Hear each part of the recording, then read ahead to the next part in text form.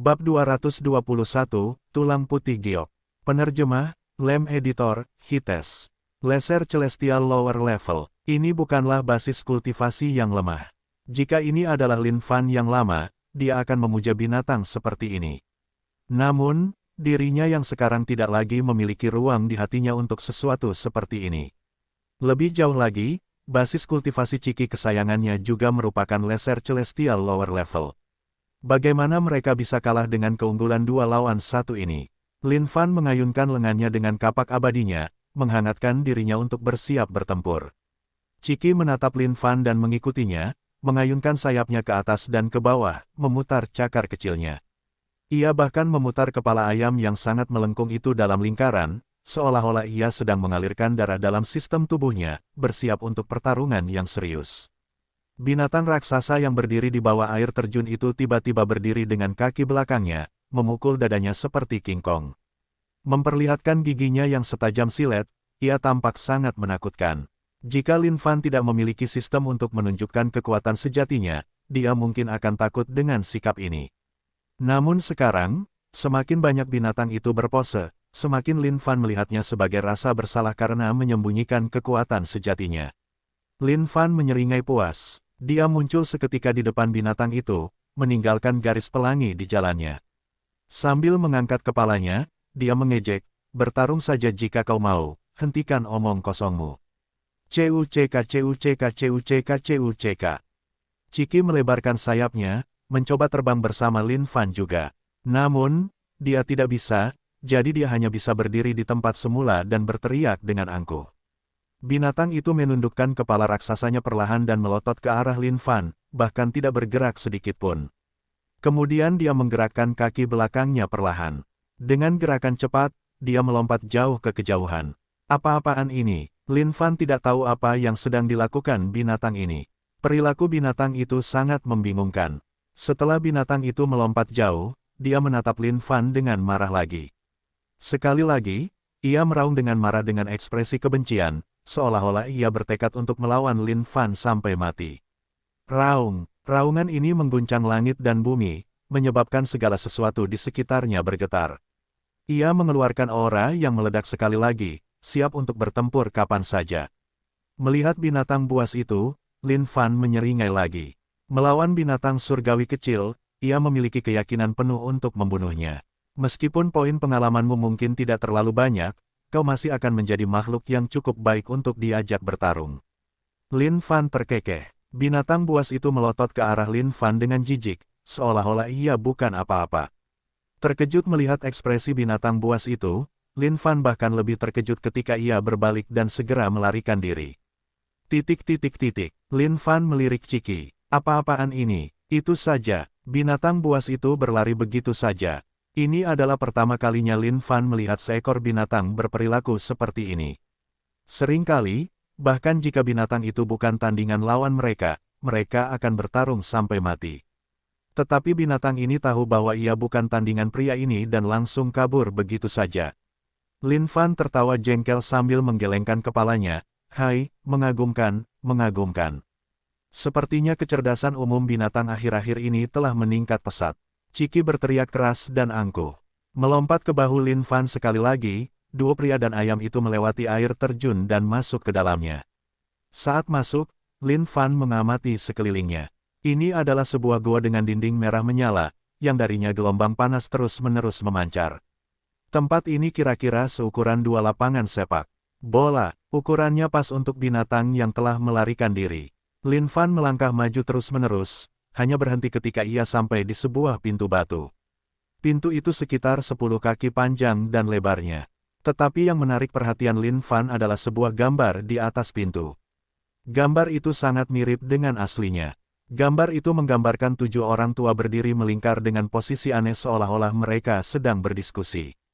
Mungkinkah warisan yang ditinggalkan oleh peta harta karun 7 orang suci adalah milik ke-7 orang ini, dan bukan 1 orang? Lin Fan selalu mengira bahwa peta harta karun 7 orang suci adalah milik 1 orang. Namun, dari gambar ini, seharusnya ada 7 orang. Lin Fan meletakkan tangannya di pintu, mencari cara untuk membukanya. Namun, saat tangan Lin Fan menyentuh pintu, pintu itu terbuka ke atas dengan suara keras. Lin Fan menggaruk kepalanya. Itu terlalu mudah, bukan? Bagaimana mungkin tidak ada perlawanan sama sekali? Ini bukan yang diharapkan Lin Fan. Berdasarkan apa yang telah terjadi sejauh ini, neraka berapi-api adalah ujian. Sungai lava adalah ujian. Bahkan binatang buas yang menjaga pintu masuk ini adalah ujian tersendiri. Jadi, seharusnya ada ujian di sini, di pintu masuk, bukan? Bagaimana mungkin tidak ada perlawanan sama sekali terhadap pintu ini? Mungkinkah ketika ketujuh orang itu membuat gua ini, mereka sudah kehabisan ide untuk uji coba sebelumnya? Jadi, mereka tidak bisa memikirkan apa yang harus disiapkan di sini. Tetapi Lin Fan tidak tahu bahwa dia benar. Memang, ketika tujuh orang suci merancang rute ke sini, mereka kehabisan ide untuk perangkap di pintu ini. Memasuki pintu, tidak segelap yang dipikirkan Lin Fan. Keempat dinding memancarkan cahaya hangat, menerangi ruang rahasia ini dengan terang. Semua ini tidak seperti imajinasi Lin Fan. Dinding ruangan itu tidak rata dan kasar, tidak ada yang istimewa yang perlu diperhatikan. Di dalam ruangan kecil ini, hanya ada ranjang batu dan meja batu bundar. Karena berlalunya waktu, meja batu itu seluruhnya tertutup debu. Lin Fan memeriksanya dengan saksama, dan menemukan sebuah kotak kayu di atasnya. Dia tidak tahu untuk apa kotak itu digunakan, tetapi seiring berjalannya waktu, ada bau busuk yang membusuk di sekitarnya. Lin Fan mengangkat kotak itu dan meniup debunya. Saat membuka kotak itu, dia menemukan sebuah pil tergeletak diam-diam di dalamnya. Di bawah pil ini ada selembar kertas. Kertas itu seluruhnya berwarna emas. Melalui sistem, Lin Fan mengetahui bahwa kotak kayu ini terbuat dari kayu mistis, dan bahkan kertasnya sendiri unik. Itu terbuat dari benang ulat sutra emas raja. Lin Fan belum pernah mendengar salah satu dari kedua bahan ini, juga belum pernah melihatnya. Lin Fan membaca deskripsi di kertas itu, pil asal mula potensial, setelah dikonsumsi, seseorang akan memiliki potensi yang tak terbatas. Lin Fan mengerutkan kening. Dia mengira ini adalah pil dewa untuk menguatkan seseorang, tetapi ternyata itu hanyalah pil untuk meningkatkan potensi seseorang. Ini sungguh mengecewakan. Sekarang potensi Lin Fan tidak terbatas berkat sistem, pil ini sama sekali tidak berguna baginya. Ding, selamat telah menemukan pil penghancur jiwa. Pil penghancur jiwa, mengonsumsinya akan menyebabkan tubuh seseorang hancur dan mati seketika. Lin Fan baru saja ingin melihat pil itu, tetapi pemberitahuan dari sistem membuatnya terkejut. Apa-apaan ini? Koran itu menggambarkannya sebagai pil dewa. Kenapa deskripsi yang diberikan oleh sistem itu sama sekali berbeda? Hais, Lin Fan mendesah. Tidak heran tidak ada jebakan yang menunggunya di pintu masuk ini. Tempat ini penuh dengan bahaya. Jika dia tidak diperingatkan oleh sistem, dia mungkin telah ditipu sampai mati oleh ini. Setelah meletakkan pil itu di tempat penyimpanannya, Lin Fan menyadari bahwa sebenarnya ada sesuatu di ranjang batu itu. Itu adalah kerangka putih giok yang duduk bersila. Lin Fan bergegas maju dengan takjub. Kerangka putih giok ini berkilauan dengan cahaya, memancarkan aura kuno. Aura ini sangat menekan, memikirkan bahwa orang ini masih akan membawa kehadiran yang menakutkan bahkan setelah kematiannya. Meskipun tidak ada jejak daging atau darah setelah membusuk seiring waktu, kerangka itu tetap murni tanpa sedikit pun kerusakan. Ini pasti salah satu dari 7 orang suci. Dia pasti sangat kuat saat dia masih hidup. Memikirkan bahwa tulang-tulangnya akan tetap sempurna bahkan tanpa sedikit pun debu setelah sekian lama. Tidak dapat ditembus, tidak dapat dihancurkan selama berabad-abad. Bab 222, mari kita lihat siapa yang lebih licik. Penerjemah, Lem Editor, Hites. Di depan kerangka putih giok itu terbentang sebuah sajadah. Pemandangan ini tampak begitu familiar di mata Lin Fan, seolah-olah dia telah melihatnya ribuan kali. Tepat saat itu, Lin Fan melihat beberapa kata kecil tertulis di samping kerangka di atas ranjang batu. Kata-kata ini tidak menjadi masalah bagi Lin Fan. Siapapun yang membaca ini memiliki hubungan denganku. Dengan menggunakan sajadah, bersujudlah sebanyak 18.800 kali. Kau akan menerima warisanku. Membaca kata-kata ini, Lin Fan menatap kerangka itu lagi dan tertawa. Haha. Tidak heran Yang Mulia merasa ini begitu familiar. Bukankah ini alur cerita yang sama persis dari Dewa dan Setan? Terus terang, jika bukan karena kejantanan pada kerangkamu itu, Yang Mulia akan mengira kau adalah saudara perempuan Li Qiushui. Lin Fan sangat terbiasa dengan perkembangan seperti ini. Wah, bersujud 18.800 kali, bukankah itu akan menghancurkan kepala seseorang atau menghancurkan sajadah ini seluruhnya? Tapi ayolah, bukankah harta karun itu hanya disembunyikan di bawah sajadah? Apa susahnya? Seketika, Lin Fan melubangi sajadah itu. Memang, ada buku emas di bawahnya. Melihat bahan yang digunakan, ini pasti bahan yang sama dari ulat sutra emas raja, yang mampu menahan korosi sampai sekarang. Di samping buku itu, Lin Fan melihat selembar kertas lain. Isi kertas itu membuat Lin Fan tidak percaya saat dia ternganga melihat kerangka itu dengan rahang terbuka. Dunia ini tidak pernah kekurangan orang-orang berbakat. Setelah bersujud, kerangka yang berisi kekuatan seumur hidup orang tua ini akan berubah menjadi arus listrik dan ditransfusikan kepadamu. Jika kamu menerobos dengan paksa, pikiran dan niatmu tidak cukup murni. Namun, sebagai penghargaan atas usahamu dalam melakukan perjalanan panjang ini adalah buku, 7 catatan mulia orang suci, untukmu. Membacanya secara keseluruhan, Lin Fan hanya bisa berdiri di sana dan mengedipkan matanya dengan bodoh. Satu-satunya pikiran yang muncul di benaknya saat ini adalah berdoa kepada surga untuk kesempatan lain. Hal yang sulit ini tidak lebih sulit dari Lin Fan. Jika dia berdoa cukup keras, dia yakin bahwa ketulusannya dapat membebaskannya dari situasi yang tidak menguntungkan ini sekarang alih-alih mendapatkan hadiah yang lebih sedikit. Yang mulia, tolong beri saya kesempatan lagi. Lin Fan melolong tragis. Rasa sakit yang dia rasakan sekarang atas kehilangan ini hanya bisa dipahami olehnya. Dia begitu dekat, sangat hampir untuk mendapatkannya. Boom! Saat itu, ruang rahasia mulai bergetar hebat. Di belakang kerangka putih giok, kekosongan terbuka di udara tipis. Tepat di bawah hidung Lin Fan, kerangka itu tersedot jauh ke dalam, menghilang seluruhnya. Yang mulia, tolong jangan lakukan ini. Namun, semuanya sudah terlambat. Lin Fan menyadari bahwa bahkan ruang rahasia itu sendiri mulai terdistorsi dan berubah bentuk. Meja batu dan ranjang batu itu terpelintir menjadi bola dan menghilang. Kukuk, Ciki mulai berteriak di bahu Lin Fan. Kukuk kepalamu. Lin Fan melemparkan Ciki bersama catatan 7 orang suci yang mulia ke dalam karung penyimpanannya dan berlari menuju pintu masuk. Namun, isapan dari kekosongan hitam itu terlalu kuat. Lin Fan hampir tidak bisa bergerak maju.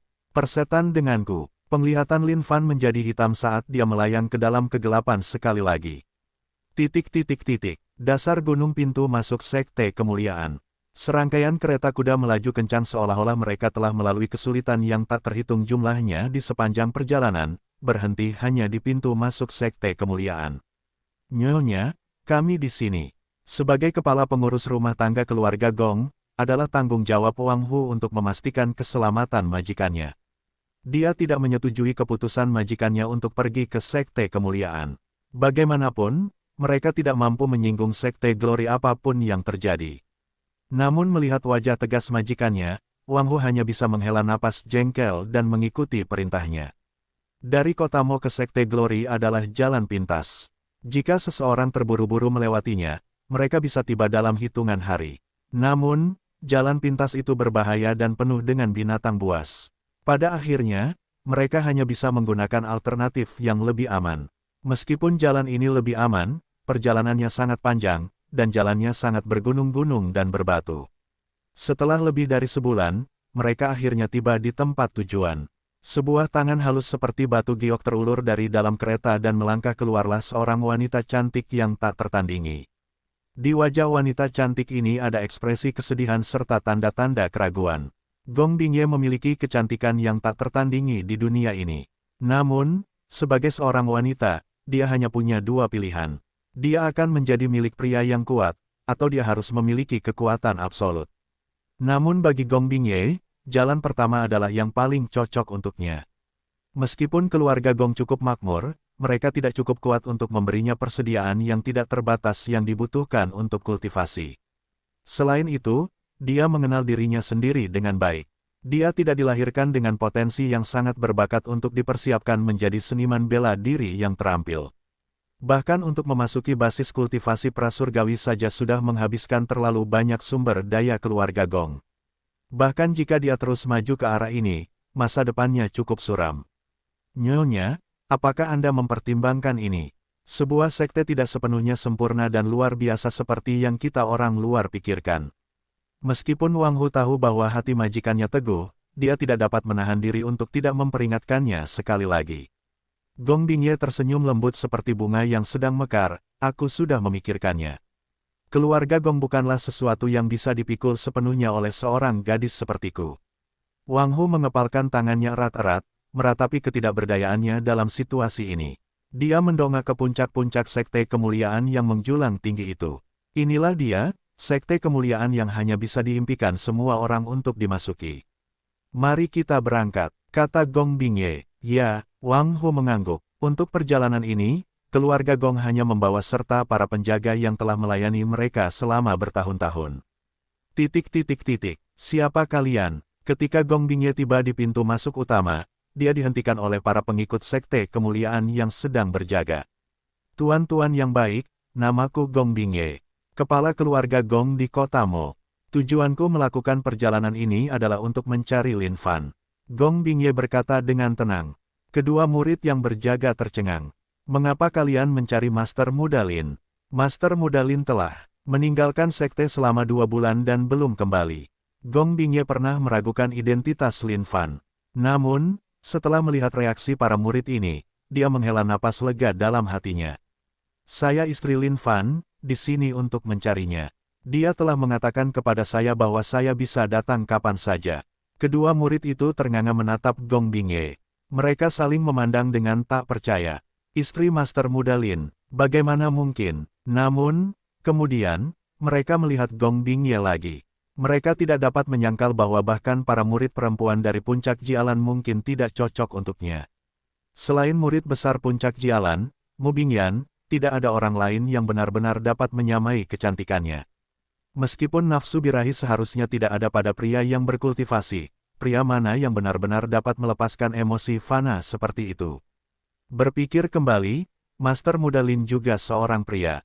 Tidak mengherankan jika dia sedikit melepaskannya setelah dia meninggalkan sekte. Tunggu sebentar, kami akan melaporkan ini. Terima kasih. Para murid ini segera bergegas memberitahu tetua senior Wuya tentang masalah ini. Sejak junior Master Lin meninggalkan sekte, senior Elder Wuya telah menyusuri sekte untuk mencarinya beberapa kali berturut-turut, tetapi tidak berhasil. Dan sekarang wanita yang mengaku sebagai istri Lin Fan ada di sini, ini sungguh aneh. Wuya hampir tidak bisa makan atau tidur selama 2 bulan terakhir, karena dia khawatir kemana anak ini bisa lari. Dia telah mencari sejauh 10.000 mil di sekitar Glory Sect, tetapi dia tidak dapat menemukan satu pun jejak Lin Fan. Terutama karena anak ini dapat menyembunyikan auranya sepenuhnya tanpa jejak, Wuya hanya bisa menyerah pada pencariannya tanpa daya. Elder, ada seorang wanita di pintu masuk yang mengaku sebagai istri Lin Fan. Begitu Wuya mendengar kata-kata ini, dia langsung muncul di depan pintu masuk sekte, hanya meninggalkan seberkas pelangi di belakangnya. Begitu Wuya muncul, dia mengamati wanita ini dengan saksama. Meskipun Wuya sudah berusia lebih dari 100 tahun dan sudah lama bosan dengan urusan manusia ini, dia tidak dapat menyangkal bahwa wanita ini memang menawan. Sayang potensinya tidak memuaskan. Apakah ini istri anak itu atau bukan, dia tidak dapat mengatakannya dengan pasti. Lagi pula, jika dia semuda Lin Fan, dia mungkin juga jatuh cinta pada seseorang seperti dia. Terutama seseorang seperti anak itu, meskipun dia tidak main-main di sekte, Wuya dapat mengatakan bahwa dia tidak sederhana atau murni. Siapa yang tahu apakah dia mungkin menggoda dengan santai setelah meninggalkan sekte dan meninggalkan jejak-jejak ini. Itu juga bukan hal yang mustahil. Lagi pula, bahkan seseorang seperti Grandmaster memiliki banyak hubungan cinta saat dia masih muda. Namun, bagi seseorang untuk muncul di depan pintu seperti ini adalah yang pertama bagi mereka juga. Dia pasti akan berbicara baik-baik dengan anak itu begitu dia kembali. Bab 223, Aib Seekor Ayam. Penerjemah, Lem Editor, Hites. Di mana, aku. Lin Fan menggelengkan kepalanya, mencoba menghilangkan rasa linglung yang dialaminya. Lingkungan di sekitarnya tampak asing, lantainya terbuat dari papan kayu sementara di atap kayu tergantung beberapa peralatan berburu dan kulit binatang. Melihat keluar jendela, pemandangan dan latar belakangnya sama sekali berbeda dari tempat yang pernah ia kunjungi. Saat memeriksa dirinya sendiri, Lin Fan tidak menemukan sesuatu yang salah tentang dirinya. Adegan terakhir di ruang rahasia itu pasti saat ia diteleportasi keluar dari tempat itu. Namun, satu-satunya hal yang disesali Lin Fan adalah kehilangan kerangka putih giok itu.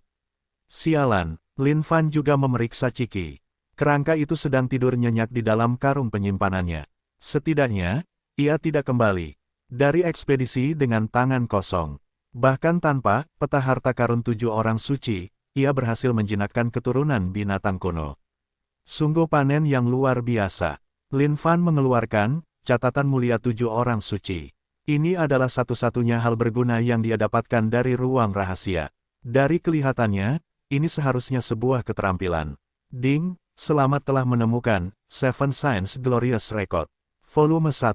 Pelajari. Petik 1. Pelajari. Ding, selamat telah mempelajari Seven Signs Glorious Record. Lin Fan dapat merasakan sumber energi melonjak melalui tubuhnya. Meskipun ini adalah volume 1 dari Seven Signs Glorious Record, tingkat kekuatannya sudah lebih tinggi dari keterampilan Heaven Upper Grade. Jika dia dapat mengumpulkan ketujuh volume itu, kekuatan yang akan dia peroleh seharusnya tidak mungkin dibayangkan. Tiba-tiba, pintu kayu didorong terbuka dari luar. Lin Fan menyipitkan matanya dan melihat seorang lelaki tua. Dia tidak bertubuh besar, dan agak bungkuk. Ditutupi dengan rambut putih, dia tidak terlihat seperti seseorang dengan niat jahat. Basis kultivasi lelaki tua ini tidak terlalu tinggi, hanya pada tingkat menengah prasurgawi. Namun, Lin Fan dapat melihat dari satu tatapan saja bahwa potensinya cukup suram. Faktanya, fakta bahwa ia bahkan mampu menjadi pre-celestial dengan tingkat potensi ini sudah merupakan keajaiban tersendiri. Tuan, Anda sudah bangun. Apakah ada yang Anda butuhkan? Saat lelaki tua itu melihat Lin Fan, ia menyapanya dengan sopan. Lin Fan terkekeh, Pak Tua, Anda tahu siapa saya. Lin Fan tahu bahwa dalam keadaan normal, kebanyakan orang seusianya akan menyebutnya sebagai pemuda atau anak muda. Namun saat lelaki tua ini masuk, ia memanggil Lin Fan sebagai Tuan. Ini agak tidak terduga. Orang tua itu pun tertawa, Tuan, saya juga pernah berkelana ke sana kemari saat masih muda. Oleh karena itu, saya memiliki sedikit pengetahuan tentang dunia luar. Dari aura dan perilaku Anda, saya tahu bahwa Anda adalah orang yang luar biasa. Meskipun saya tidak tahu mengapa Anda pingsan sebelum tiba di desa kami, saya menyimpulkan bahwa Anda pasti telah mengalami sesuatu yang merepotkan. Haha, Lin Fan tertawa. Memang, pengalaman memang datang seiring bertambahnya usia. Namun saat ini, dia cukup bingung di mana dia berada. Di mana tempat ini, Tuan? Ini adalah desa Yan, dan saya adalah kepala desa, Yan Sanli. Beberapa ratus mil dari tempat ini adalah dinasti Kinsen. Kepala desa itu menjelaskan dengan perlahan kepada Lin Fan. Saat Yan Sanli masih muda, dia biasa bepergian ke sekitar tempat itu dengan penuh petualangan. Namun, sangat disayangkan bahwa potensinya terbatas. Bahkan saat dia mencapai usia parubaya, basis kultivasinya masih berada di tingkat menengah prasurgawi. Menyadari bahwa itu adalah level maksimum yang mungkin bisa dicapainya, dia kembali ke desa dengan penyesalan. Setelah kepala desa sebelumnya meninggal, dia mengambil alih tanggung jawab dan menjaga desa sejak saat itu. Lin Fan terdiam saat Yan Sanli menjelaskan semuanya. Dinasti Kinsen, apa-apaan ini? Dalam sekejap mata, dia telah berteleportasi lebih dari 100.000 mil jauhnya. Lin Fan telah menghafal catatan-catatan dalam sekte kemuliaan di luar kepala. Semua tempat di benua Dongling tercatat dalam buku-buku, dan menurut catatan-catatan itu, dinasti Qin Sheng Wang berjarak lebih dari 100.000 mil dari sekte kemuliaan. Bahkan neraka berapi-api hanya berjarak sekitar 10.000 mil dari sekte kemuliaan. Bagaimana dia bisa berteleportasi ke tempat ini dalam sekejap? Tapi oh baiklah, lupakan saja. Karena dia ada di sini, itu sama saja dengan kemanapun dia akan pergi. Inti utamanya adalah tetap meningkatkan basis kultivasinya. Tuan, jika tidak ada yang lain, saya akan pergi. Kepala desa, Yan berkata dengan sopan. Ya, Lin Fan mengangguk. Saat kepala desa Yan keluar dari rumah, dia melihat sekelompok anak-anak yang penasaran berkumpul di depan rumah. Sambil melambaikan tangannya, dia berkata dengan lembut, diam, jangan ganggu istirahat Tuan yang terhormat. Kelompok anak-anak itu kemudian bubar dan pergi. Lin Fan mengeluarkan Ciki yang langsung melengkungkan kepalanya dan berteriak, kukuk. Terus-menerus, Lin Fan menepuk kepalanya. Kukuk kepalamu. Diam. Ciki menoleh untuk menatap Lin Fan dengan jijik. Kemudian Ciki menggerakkan pantatnya dan berjalan menuju pintu kayu. Menendangnya hingga terbuka dengan satu cakar, dia berlari keluar. Lin Fan duduk di sana merenungkan tindakan selanjutnya. Dia mengeluarkan peta harta karun 7 orang suci, dan memeriksanya dengan saksama sebelum menghela napas lega. Ada tanah terlarang di dekat dinasti Qinsen. Jadi setidaknya dia tidak terlalu tersiksa. Saat itu, serangkaian tawa menggelegar dari luar. Karena penasaran, Lin Fan keluar. Ada sekelompok anak berkumpul dalam lingkaran, menunjuk dan menertawakan sesuatu. Melihat lebih dekat, Lin Fan mengerutkan kening. Di sana, dia mengangkat sayapnya tinggi-tinggi, satu-satunya Ciki yang disayanginya menggertak seekor ayam jantan dengan sangat buruk hingga ayam itu tergeletak di tanah, gemetar. Sambil membusungkan dada dan melengkungkan kepalanya ke atas, Ciki berjalan pergi dengan bangga. Sekelompok ayam betina mengikuti di belakangnya, tertarik oleh ayam kecil yang mengesankan ini. Ciki berjalan menuju seekor ayam betina dan berputar di sekelilingnya. Cuckoo. Ciki melengkungkan lehernya dan berteriak keras. Ayam betina itu juga melebarkan sayapnya lebar-lebar, menggoyangkan pantatnya sangat tinggi. Saat itu, Ciki melompat ke atas ayam betina itu. Dengan menggunakan sayapnya yang tak berbulu, dia menutupi ayam betina itu, seolah-olah dia takut membiarkan orang melihat apa yang sedang mereka lakukan.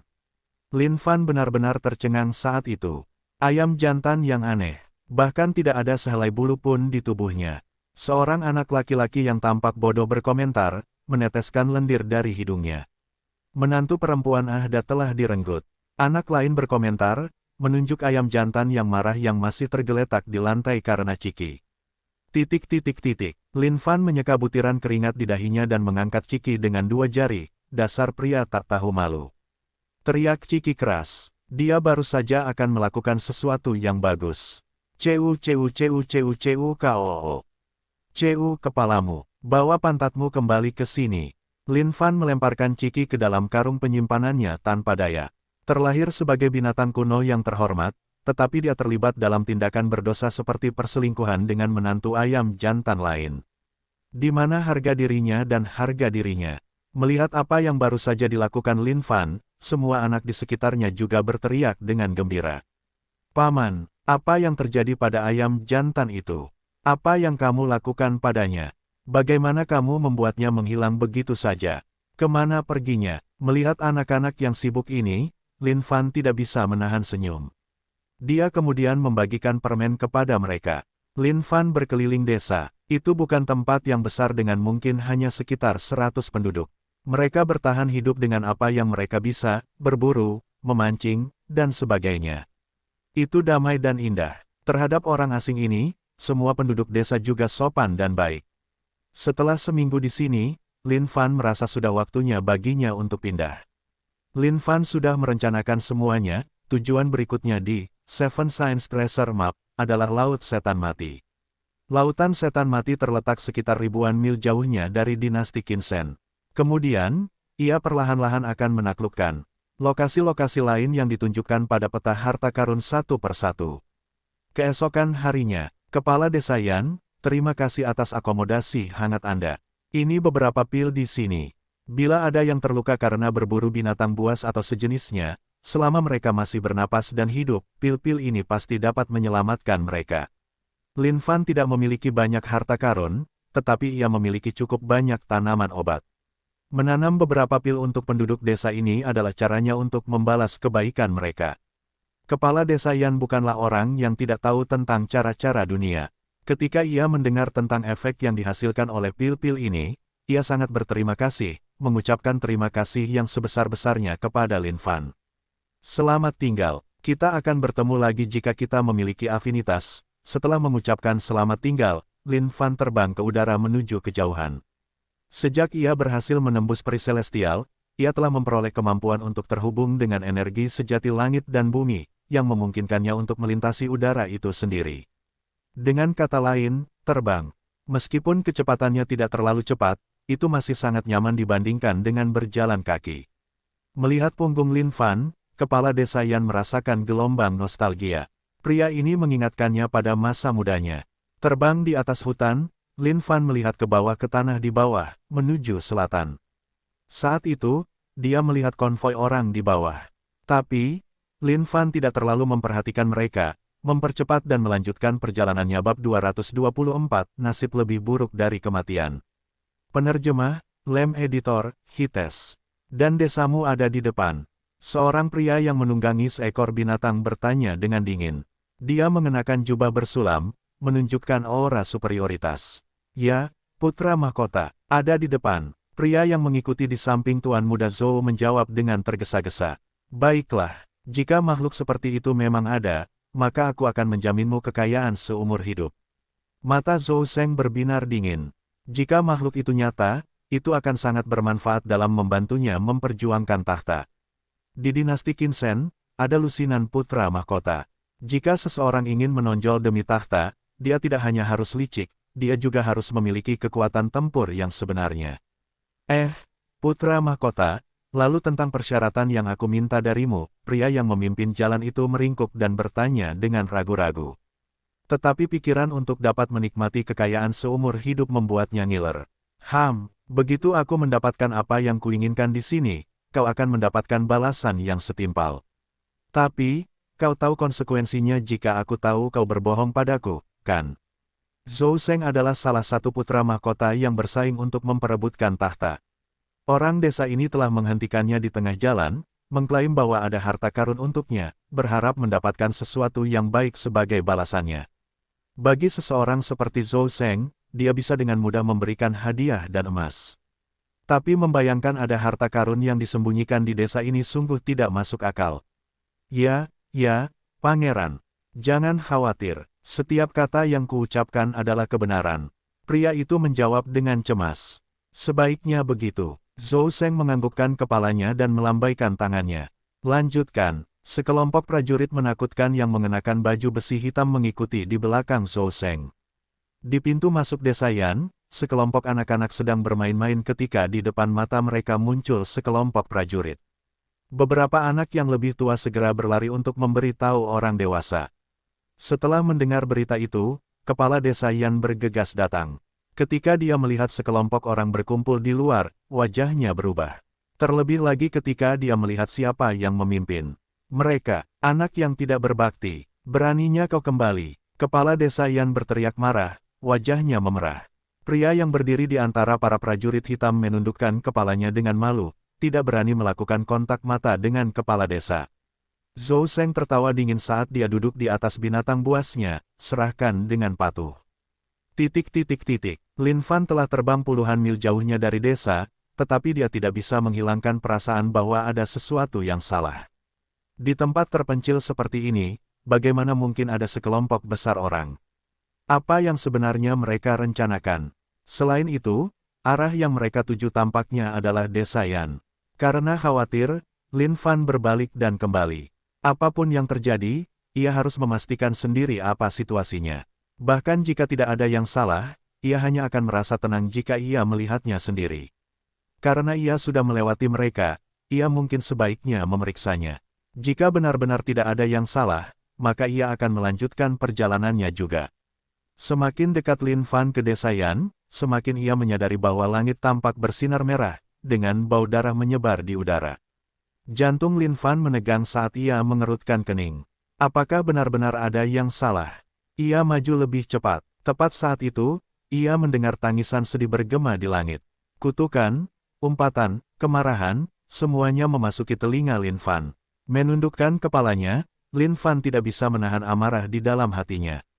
Ia menggertakkan giginya dengan marah dan meludahkan satu kata. Bajingan, ... Orang tua, sebaiknya kau serahkan saja. Kalau tidak, aku tidak bisa menjamin nyawa anak ini. Zhou Seng tertawa dingin sambil memegang pedang panjang di tangannya, ujungnya berada di leher seorang anak. Seolah-olah saat kepala desa Yan mengucapkan kata tidak, anak ini akan lenyap begitu saja. Dasar bajingan, kepala desa Yan meraung marah. Seketika, sebuah kepala manusia terbang ke langit. Sambil meremas pergelangan tangannya, Zhou Seng mengiris kepala yang terbang itu menjadi 4-5 bagian dengan pedang kehendaknya. Darah menyembur ke udara melihat pemandangan yang kejam ini. Orang tua, serahkan saja benda itu kepada putra mahkota. Kau juga akan menerima cukup banyak kekayaan, kecuali jika kau juga menginginkan kematian. Pria yang memimpin jalan itu juga terkejut dengan perkembangan ini. Dia tidak menyangka putra mahkota akan sedingin ini. Diam, anak yang tidak berbakti. Kepala desa Yan melotot ke Yan Xiong dengan mata merah.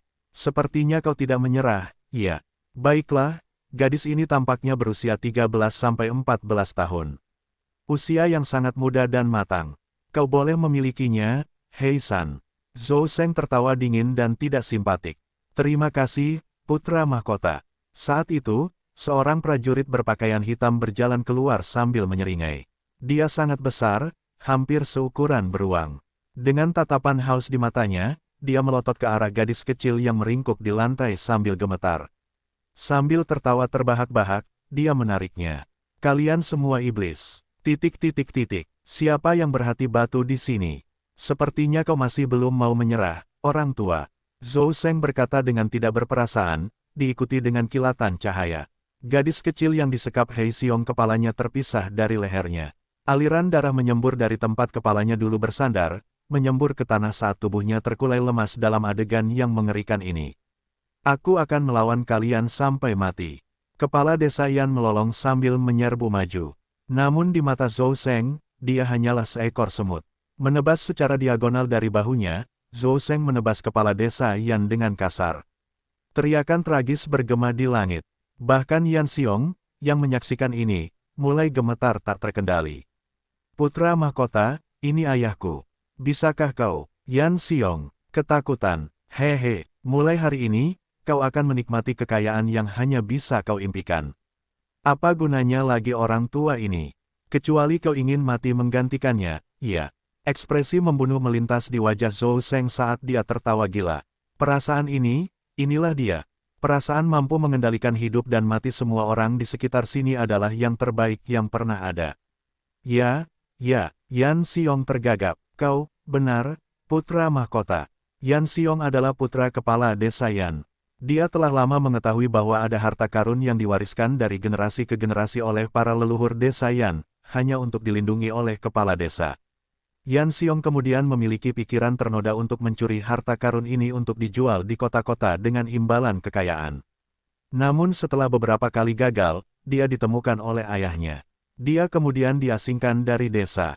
Tiba di dinasti Qin Shen, dia kemudian memiliki ide untuk menjual rahasia itu.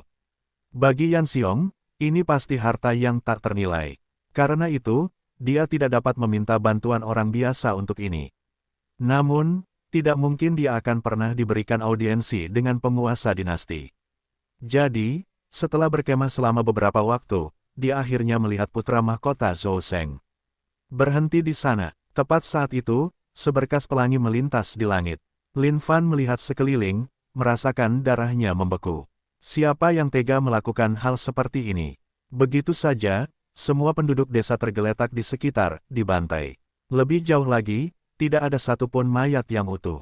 Semuanya hancur berkeping-keping. Bajingan macam apa yang tega melakukan hal keji seperti itu? Bahkan anak-anak pun tidak luput.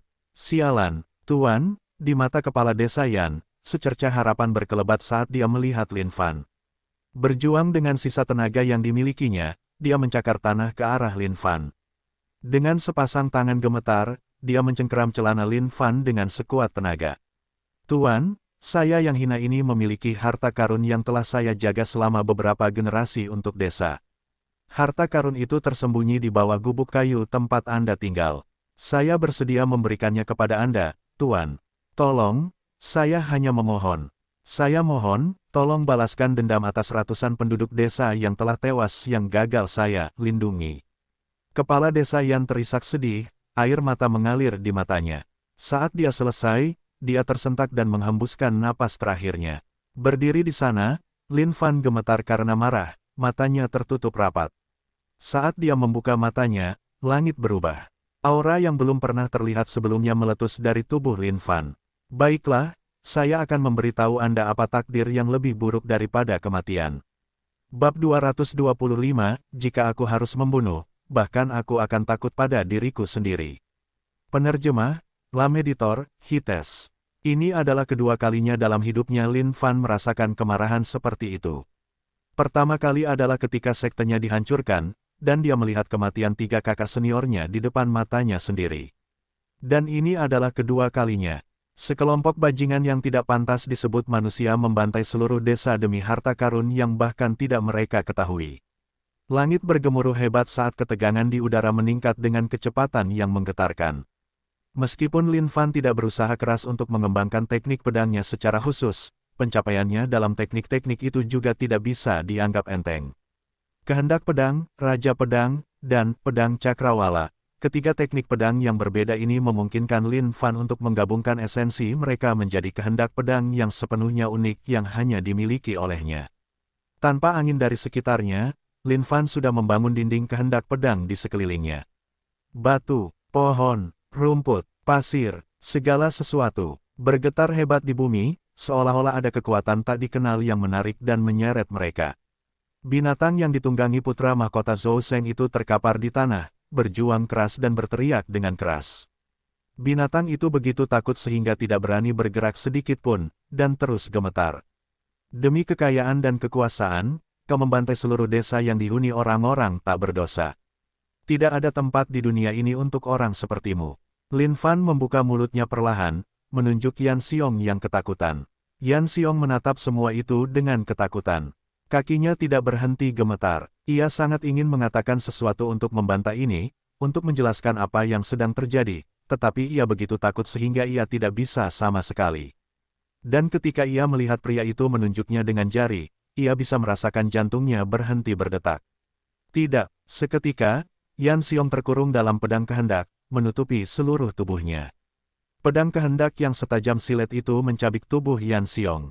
Di bawah tatapan penuh ketakutan dari massa, tubuh Yan Xiong mulai hancur perlahan dan bertahap. Akhirnya, ia menghilang sepenuhnya ke udara tipis, tanpa meninggalkan jejak. Zhou Seng tercengang. Pedang panjang yang dipegangnya di tangannya mulai bergetar bersama lengannya. Ia tidak tahu siapa pria ini, tetapi ia tahu bahwa ini bukanlah seseorang yang dapat ia lawan. Siapa, kau? Meskipun hati Zhou Seng gelisah, ia harus bersikap tegas. Aku adalah putra mahkota dinasti Qin Shen. Lin Fan menatapnya tanpa suara. Senior, mereka ini hanya penduduk desa. Hidup mereka tidak lebih berharga dari seekor semut. Zhou Seng panik dalam hatinya, mencoba memikirkan cara terbaik untuk menenangkan pria yang memancarkan perasaan berbahaya seperti itu. Dia tidak menyangka akan membangkitkan amarah pria yang begitu kuat karena membunuh beberapa orang desa. Melihat pemuda yang marah ini, tidak ada satupun prajurit hitam yang berani berbicara. Lin Fan melihat gadis muda yang dirusak oleh prajurit hitam sebelumnya, dan tubuhnya yang tak bernyawa sekarang, matanya menyala dengan amarah yang tak terbatas. Dia menunjuk jarinya. Hei Xiong jatuh berlutut, meratap sambil mencengkeram erat area selangkangannya. Zhou Seng jatuh ke lantai, merangkak ke arah Lin Fan dan bersujud di hadapannya. Tergagap dan menelan ludah, dia menatap Lin Fan, "Senior, aku minta maaf. Ini, salahku. Tolong beri aku kesempatan lagi. Tolong, aku yakin ayahku akan memberimu hadiah yang besar." Meskipun Zhou Seng adalah putra mahkota dinasti Qin Shen, dia tidak peduli dengan citranya saat ini. Satu-satunya hal yang ada di pikirannya adalah menjaga hidupnya dalam menghadapi kemarahan pria ini. Lin Fan menatap Zhou Seng. Basis kultivasi peri celestial. Dalam sekejap, dia teringat kembali ke masa-masa ketika dia berada di dinasti Yan Agung. Saat itu, basis kultivasi Kaisar Yan memang tidak dapat diatasi oleh seseorang seperti dia. Tetapi bagi Lin Fan saat ini, itu tidak berarti apa-apa. Meskipun pihak lain adalah putra mahkota yang dapat memandang rendah orang lain hanya dengan status saja, di depan Lin Fan saat ini, dia tidak berarti apa-apa. Sebuah cahaya bersinar, seolah-olah surga terbelah. Setelah kilatan itu, Zhou Seng dan semua prajurit hitam jatuh ke tanah, mencengkeram selangkangan mereka erat-erat dan berteriak kesakitan. Darah menyembur keluar, menodai area selangkangan mereka menjadi merah darah. Dalam satu gerakan, puluhan kasim lahir. Lin Fan tidak punya niat untuk bernegosiasi dengan para bajingan ini. Dia hanya ingin menyiksa mereka. Jika dia membunuh mereka dalam satu serangan, itu akan terlalu berbelas kasihan bagi para bajingan ini. Lin Fan ingin membuat mereka mengerti bahwa mencari kematian di depannya akan lebih sulit. Daripada naik ke surga, pedang Lin Fan terwujud menjadi pedang sepanjang 10 kaki. Pedang itu menembus bahu Zhou Seng dan yang lainnya, menusuk mereka bersama-sama dalam satu baris seperti tusuk sate. Kemudian terbang ke langit, menyeret mereka bersamanya. Lin Fan tidak peduli dengan ratapan kesakitan mereka saat darah segar memenuhi langit. Lin Fan berjalan ke gubuk kepala desa Yan, membanting tangannya ke tanah. Bumi bergetar saat tanah runtuh dan runtuh. Di dalam lubang yang baru terbentuk itu, Lin Fan menemukan sebuah kotak kayu yang mengambang dengan lembut, memancarkan cahaya aneh. Kayu mistis. Ini adalah bahan yang sama dengan kotak yang ditemukannya di ruang rahasia. Ketika Lin Fan membuka kotak itu, ia menemukan sebuah pil putih dengan aura dewa, memancarkan aroma harum yang lembut yang menyegarkan energi siapapun yang menghirupnya. Sama seperti di ruang rahasia, sebuah catatan diletakkan di bawah pil itu. Melihatnya, Lin Fan tertawa dingin.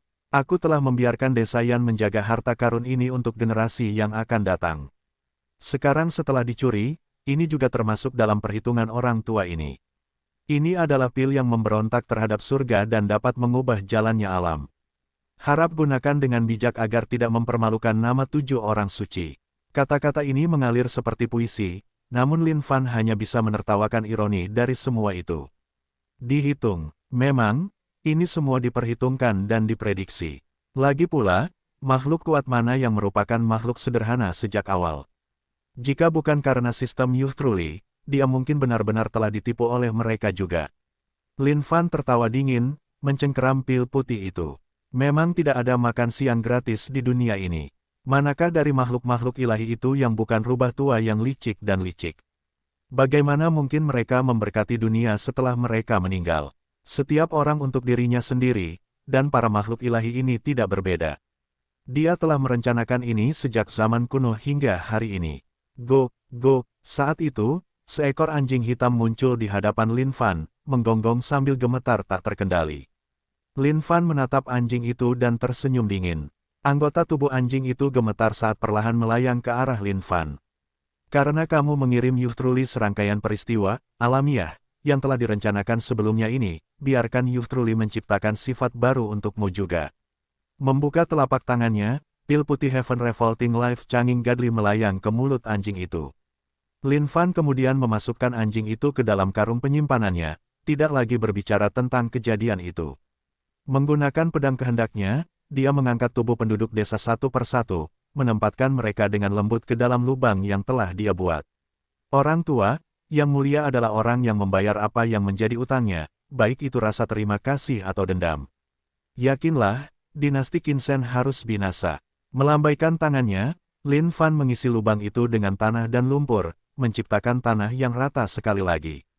Mendekati Zhou Seng dan yang lainnya, Lin Fan tidak punya apa-apa lagi untuk dikatakan.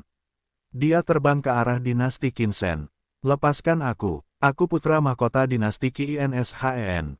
Kalian akan menyesal ini. Zhou Seng melolong liar, rasa sakit menggeliat di sekujur tubuhnya. Dia tidak menyangka akan menghadapi murka dari sosok yang begitu mengerikan hanya karena membunuh sekelompok semut. Terbang di udara, tatapan Lin Fan sedingin batu. Di belakangnya ada sekelompok bajingan yang digantung dengan pedangnya, mengikutinya. Lin Fan tidak suka membunuh.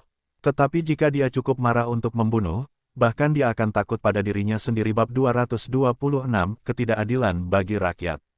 Penerjemah, Lem Editor, Hites. Dinasti Qin Shen, dibangun lebih dari 1000 tahun yang lalu, dipimpin oleh Zhou Qin Shen yang agung, seorang pria yang begitu menakutkan sehingga ia dijuluki Dewa Kematian oleh rakyat. Pada saat ini, dinasti Qin Shen sedang ramai dengan kegembiraan. 2 sekte besar hadir di dinasti Qin Shen untuk merekrut pengikut. Peristiwa besar ini adalah sesuatu yang hanya terjadi sekali dalam 10 tahun di dinasti Qin Shen. Sekte Tongtian dan Sekte Xianling adalah 2 kekuatan yang paling dekat dengan dinasti Qin Shen. Sebagian besar pengikut di 2 sekte besar ini berasal dari dinasti Qin Shen. Dengan demikian, kedua sekte mempertahankan hubungan dekat dengan dinasti tersebut. Di dalam aula luar istana Qin Shen yang besar, sebuah arena pertarungan didirikan menggunakan batu kapur, membentang sepanjang 10 kaki baik panjang maupun lebarnya. 2 anggota keluarga kerajaan sedang bertanding di atas arena tersebut. Di bawah arena pertarungan besar ini duduk Kaisar Qin bersama dengan perwakilan dari kedua sekte, mengamati pertarungan berdampingan. Sekte Tongtian berada di tengah lautan raksasa. Legenda mengatakan bahwa Sekte Tongtian didirikan di atas cangkang kura-kura berusia 10.000 tahun, tetapi tidak seorang pun mengetahui kebenarannya. Di sisi lain, Sekte Xianling, seperti halnya Sekte Xuanjian, hanya menerima murid perempuan. Ada banyak putri dalam keluarga kerajaan. Bagi para putri ini, terpilih untuk masuk ke Sekte Xianling berarti mampu melepaskan diri dari kehidupan yang telah ditentukan sebelumnya bagi mereka. Kaisar Qin, para pangeran dan putri kali ini cukup baik, ya. Perwakilan Sekte Tongtian adalah seorang tetua dari Sekte Dalam yang bertanggung jawab atas urusan murid. Potensi leluhur dinasti Qinsen, Zhou Qinsen, sangat tinggi. Dengan demikian, ada kemungkinan besar bahwa salah satu keturunan mereka juga akan memiliki kaliber yang sama dan berkualitas tinggi karena gen yang baik ini. Anda menyanjung kami, Tetua Huang. Kaisar Qin tertawa riang. Dia merasa senang mendengar pujian Tetua Huang. Kaisar Qin, apa yang terjadi dengan pemuda yang sombong dan angkuh itu 10 tahun yang lalu? Huang Bang bertanya sambil tertawa. Dulu ketika dia datang ke sini untuk merekrut 10 tahun yang lalu, seorang pemuda menarik perhatiannya. Kau pasti mengacu pada Sengku yang baik. Ya, Hais, anak itu hanya fokus pada politik, bertengkar terus-menerus dengan saudara-saudaranya sepanjang hari dan mengabaikan kultivasinya. Oleh karena itu, dia hanya berada di basis kultivasi peri surgawi saat ini. Tidak buruk juga, kalau saja dia kembali bersama kita ke Sekte 10 tahun yang lalu dan fokus pada pelatihannya, dengan potensinya, dia pasti akan memiliki masa depan yang cerah. Tetua Huang berkata dengan sedikit penyesalan. Namun, mampu berkultivasi ke tingkat peri celestial masih merupakan pencapaian yang cukup baik. Tetua Sekte Xianling yang sebelumnya tidak berbicara tiba-tiba berkomentar, anak itu lumayan. Kaisar Qin menoleh ke arahnya dan terkekeh, ya, Sui Yun. Potensi anak itu lumayan. Kedua tetua itu seperti wanita tua yang berbelanja di pasar, memilih bahan makanan yang tersedia. Kaisar Qin juga setuju dengan pengaturan sekte yang memilih murid dari keluarga kerajaan. Bagaimanapun, dia hanyalah seorang pria parubaya dengan 3.000 selir di haremnya. Karena itu, dia secara alami memiliki cukup banyak anak. Puluhan anak akan lahir setiap tahun. Menempatkan beberapa dari mereka ke sekte untuk dipersiapkan juga bukan ide yang buruk. Ini adalah pilihan yang lebih baik dibandingkan dengan membiarkan mereka semua bersaing untuk mendapatkan kekuasaan dan wewenang di masa depan ketika mereka dewasa, menciptakan kekacauan yang riuh dalam keluarga kerajaan. Pangeran Tenglong, kemenangan, pertarungan itu berakhir. Seorang pemuda, yang tampaknya berusia 12 hingga 13 tahun, telah melemparkan anggota keluarganya ke bawah ring sambil memuntahkan darah di sepanjang jalan.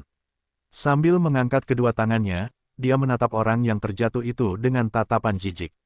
Siapa lagi yang ingin mencoba merebut gelar nomor 1 dalam pertarungan tahun ini?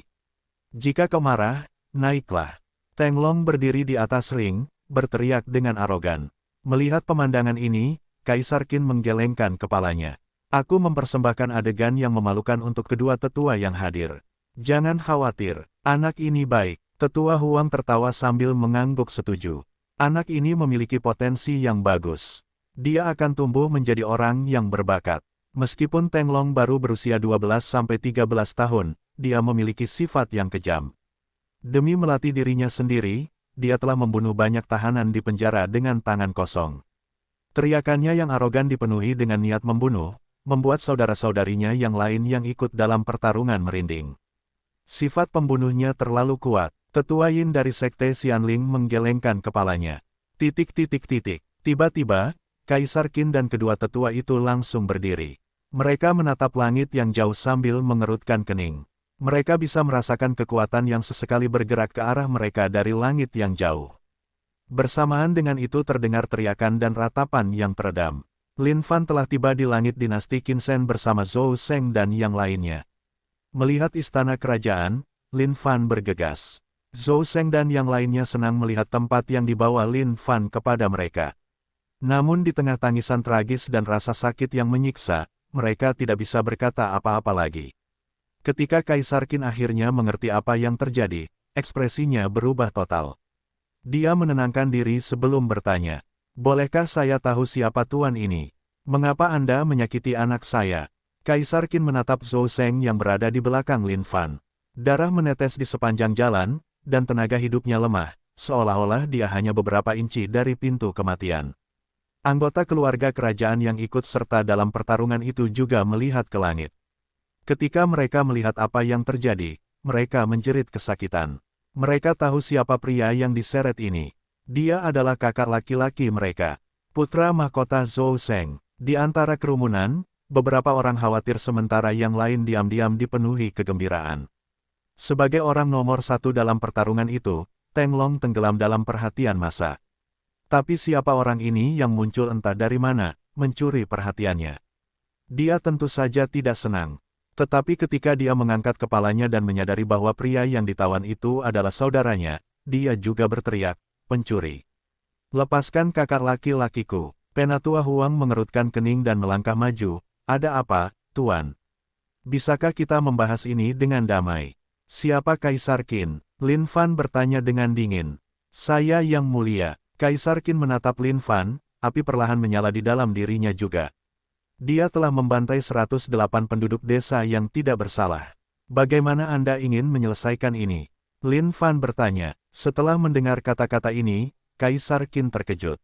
Dia mengira itu adalah peristiwa besar yang menggemparkan. Tetapi, bagaimana jika itu hanya masalah sepele? Penduduk desa ini bahkan bukan bagian dari dinasti Qin Shen. Jadi bagaimana jika mereka terbunuh? Tetapi melihat watak pihak lain, masalah ini mungkin tidak akan terselesaikan dengan mudah. Mungkinkah dia memiliki hubungan dengan penduduk desa? Apakah itu sebabnya dia ingin membalas dendam? Penatua Huang juga mengerutkan kening. Membantai 108 penduduk desa yang tidak bersalah, itu memang agak berlebihan. "Pencuri, lepaskan kakakku. Dia hanya segerombolan semut, yang tinggal di pegunungan. Memangnya kenapa kalau mereka mati? Kalau kau tidak melepaskannya, aku akan mengambil nyawa anjingmu." Teng Long, anak muda yang baru berusia 12-13 tahun, membentak Lin Fan dengan kurang ajar. Meskipun usianya masih muda, kemampuannya hanya satu dari banyak orang di keluarga kerajaan. Menggunakan kata jenius untuk menggambarkannya juga merupakan pernyataan yang meremehkan. Dalam pertarungan seleksi ini, dia bertujuan untuk memasuki sekte. Mengingat potensinya, selama dia menerima pelatihan dari sekte, hanya masalah waktu sebelum dia menjadi seseorang yang penting. "Semut," Lin Fan menatap tajam ke anak muda ini. Dia kemudian tertawa getir dan kejam. Ketika seseorang memiliki kekuatan dan berdiri di atas, dia dapat melihat orang lain sebagai semut. Bagimu, penduduk desa itu mungkin hanyalah semut. Tetapi bagi yang mulia, kamu juga hanyalah semut. Kau punya potensi yang lumayan. Tapi bersikap kurang ajar sebelum kau menjadi pria dewasa sama saja dengan mencari kematian. Niat membunuh Lin Fan meledak saat auranya memenuhi seluruh istana kerajaan. Ini adalah dinasti Qin Shen. Lebih baik kau lepaskan kakak laki-lakiku dan bersujud di tempatmu sekarang, dasar pencuri. Kalau tidak, aku akan membuatmu menderita dan memohon kematian. Teng Long berteriak pada Lin Fan tanpa rasa takut sedikit pun terhadap dunia ini. Mata Lin Fan berbinar, membiarkan orang sepertimu tetap hidup akan menjadi ketidakadilan bagi masa yang tidak bersalah di masa depan. Bab 227, Pukulan yang paling brutal. Penerjemah, Lem Editor, Hites. Berhenti. Dalam sekejap, Tetua Huang berubah menjadi pelangi dan berdiri di hadapan Teng Long, menghalangi jalan ke arahnya. Dia bisa merasakan niat membunuh yang terpancar dari Lin Fan. Potensi Teng Long bagus, dan Sekte Tongtian membutuhkan seseorang seperti dia. Tetua Huang tidak bisa membiarkannya mati begitu saja di sini. Lin Fan melayang di udara dengan tenang, menatap ke bawah ke arah massa dengan mata dingin. Aura yang dipancarkannya sangat represif, menyebabkan tekanan luar biasa pada mereka yang berada di bawah. Meskipun Tetua Huang tidak tahu apa latar belakang Lin Fan, dia tahu pasti bahwa pria ini jauh dari biasa. Lin Fan melengkungkan jarinya. Zhou Sheng yang tertusuk meluncur turun dari udara dan mendarat di atas ring pertarungan. SHING. Pedang panjang yang terwujud dari pedang kehendak Lin Fan terbang turun dari surga, menusuk tubuh Zhou Sheng dan menjepitnya ke atas ring pertarungan. Kekuatan hidup Zhou Sheng lenyap seketika. Semua orang tercengang melihat pemandangan itu dengan sangat tidak percaya. Lin Fan mengibaskan jubahnya dan menunduk dengan dingin. Pria ini pantas mendapatkannya. Semua orang dari Sekte Tongtian dan Sekte Xianling menatap pria yang melayang di langit itu dengan ragu-ragu. Aura pria ini kuat, tetapi tidak ada dari mereka yang bisa mengetahui apapun tentangnya maupun basis kultivasinya. Namun, mereka tahu satu hal yang pasti, siapapun yang bisa mewujudkan pedang Will menjadi objek fisik pasti jauh dari kata lemah. Bam! Kaisar Qin yang telah berdiri selama ini sangat marah. Dengan ayunan tinjunya, dia menghancurkan kursi naga giok yang dia duduki menjadi debu. Beraninya kau membunuh putra yang mulia. Tidak peduli seberapa besar dunia ini, tidak ada ruang untuk perilaku kurang ajarmu. Tetua Huang, Tetua Yin, tolong bantu aku mengalahkan pria ini. Kaisar Qin tidak berani bertindak gegabah. Karena pria ini berani datang sendirian ke istana kerajaan dan membunuh putranya di depan matanya sendiri, dia pasti sudah melakukan apa yang harus dilakukan. Sepanjang kebangkitan dinasti Qinzhen dalam 1000 tahun terakhir, tidak ada seorang pun yang berani menunjukkan keangkuhan seperti itu. Jika dia tidak mengalahkan pria ini, bagaimana mungkin dinasti Qinzhen masih memiliki pijakan di masa depan? Tetua Huang dan Tetua Yin saling melirik. Kedua sekte itu menikmati hubungan dekat dengan dinasti Qinzhen. Oleh karena itu, mereka tentu saja tidak bisa hanya duduk diam dan tidak melakukan apapun tentang hal ini. Teng Long hanya bisa menggertakkan giginya dengan marah sambil menatap pria di langit ini. Kakak laki-lakinya telah meninggal begitu saja. Sialan, saya khawatir Anda telah bertindak berlebihan, Tuan. Silakan tinggalkan diri Anda untuk mempertanggungjawabkan ini. Tetua Huang menatap Lin Fan dengan dingin. Dinasti Qinzhen telah berteman dengan sekte saya selama 1000 tahun terakhir. Sekarang Anda telah datang untuk menimbulkan masalah. Saya khawatir saya tidak bisa membiarkan ini berlalu begitu saja, Tuan. Jika keadaan akan seperti ini, maka Anda tidak bisa menyalahkan saya karena mengambil tindakan.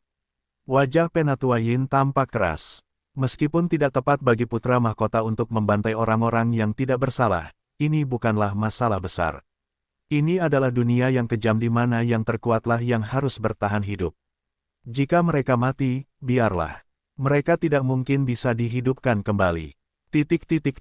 Lin Fan, yang melayang di langit, tertawa dingin, bagus sekali.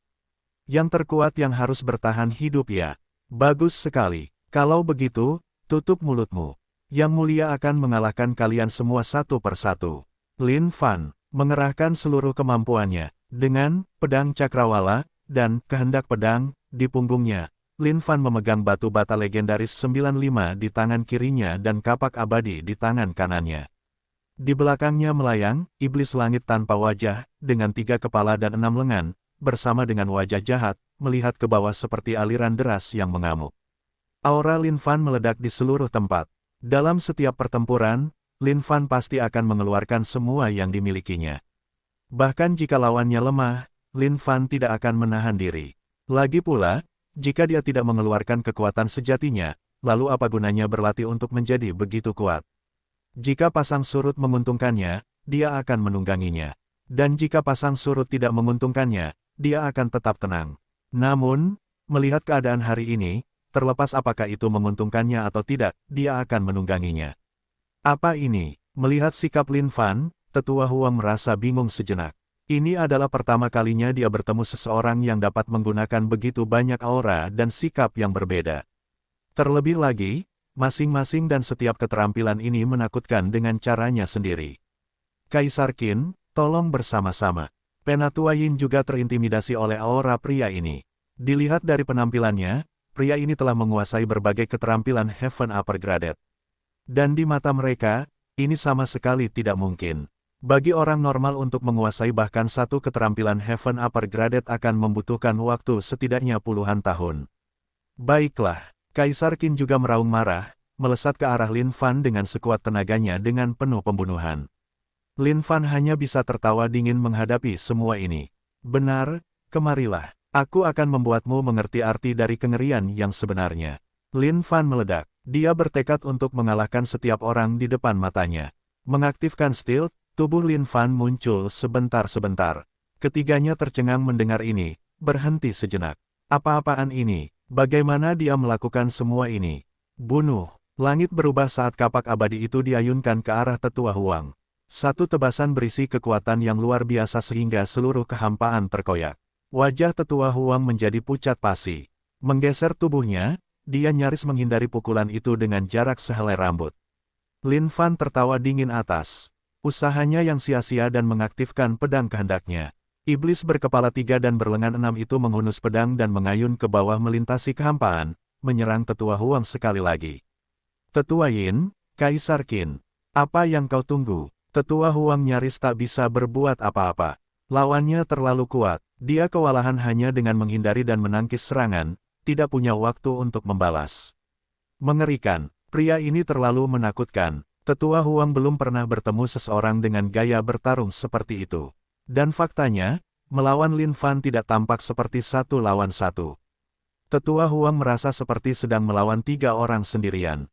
Pedang kehendak yang melayang di belakangnya terus-menerus menghilang dan muncul kembali dari kehampaan. Lebih jauh lagi, iblis langit tanpa wajah itu seperti makhluk hidup, menghunus 6 pedang panjang dengan seluruh lengannya, mengiris udara tipis di mana-mana. Namun, hal yang membuat Tetua Huang tetap waspada adalah benda yang dipegang pria ini di tangan kirinya. Dia belum menggunakannya sekalipun, seolah-olah dia sedang menunggu saat yang tepat. Semua ini memberi Tetua Huang tekanan yang sangat besar. Tetua Yin dan Kaisar Qin yang tertegun tersadar dari linglung mereka dan bergegas menuju Lin Fan. Dang, serangan Lin Fan seperti aliran deras, membanjiri Tetua Huang dengan ganas. Wajah Tetua Huang sangat mengerikan saat dia berjuang untuk bertahan dengan kedua tangannya. Lin Fan tertawa dingin, berapa banyak tangan yang kau miliki? Hah, Tetua Huang bingung, tampaknya bingung dengan kata-kata Lin Fan. Namun, dia akan mengetahui artinya di saat berikutnya. Kaki cepat Lin Fan menerobos ruang dan waktu, tampaknya memotong kekosongan kehidupan, meluncurkan dirinya ke selangkangan Tetua Huang. Ah! Tetua Huang berteriak dengan tragis, menjatuhkan senjata di tangannya. Dia hanya bisa memegang selangkangannya sekarang, menahan kebrutalan yang belum pernah terjadi sebelumnya pada nugetnya. Namun sebelum Tetua Huang bahkan bisa pulih dari keterkejutannya, kilatan merah muncul saat batu bata legendaris 95 diayunkan dengan keras ke tengkorak Tetua Huang. Kesadaran Tetua Huang tenggelam dalam kegelapan pekat.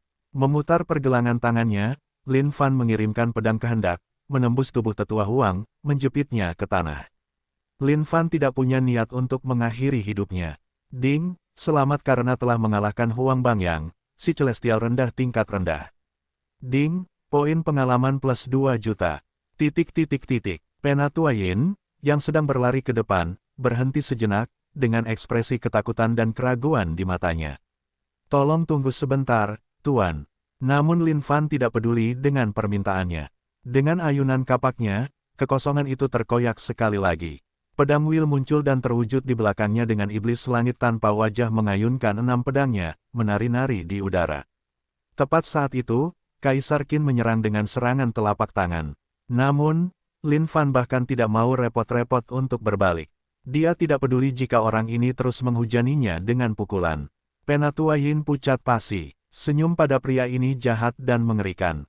Tendangan bola, tendangan untuk menghancurkan kemanusiaan seseorang, tendangan tanpa ruang sedikit pun untuk moral dunia.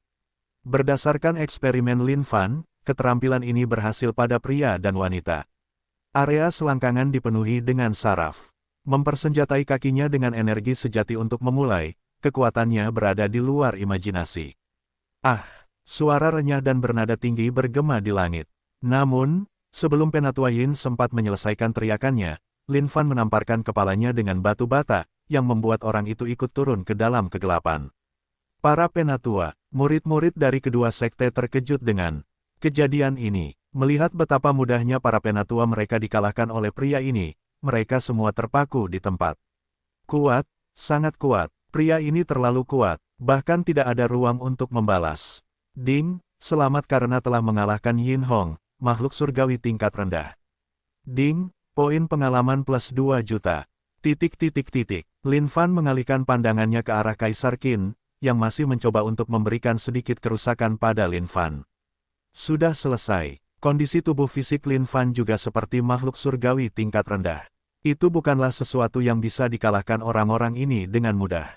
Wajah Kaisar Qin berubah bab 228, kesalahan si perencana yang licik. Penerjemah, Lem Editor, Hites. Tuan, masalah ini, benar, ini semua salah dinasti Qin Shen. Saya harap, Kaisar Qin telah menyadari kesalahannya. Pria ini terlalu kuat. Tidak disangka bahwa bahkan Tetua Huang dan Tetua Yin tidak akan menjadi lawannya. Semoga ibumu. Lin Fan meraung marah. Mengayunkan kapaknya, wajah Kaisar Qin berubah saat dia mencoba menangkis dengan semua yang dimilikinya. Meskipun begitu, dia terbanting ke belakang oleh dampak yang luar biasa dari semua itu, menabrak ring pertarungan batu kapur giok dalam-dalam seperti layang-layang yang telah terputus. Lin Fan seperti dewa saat dia turun perlahan ke atas ring.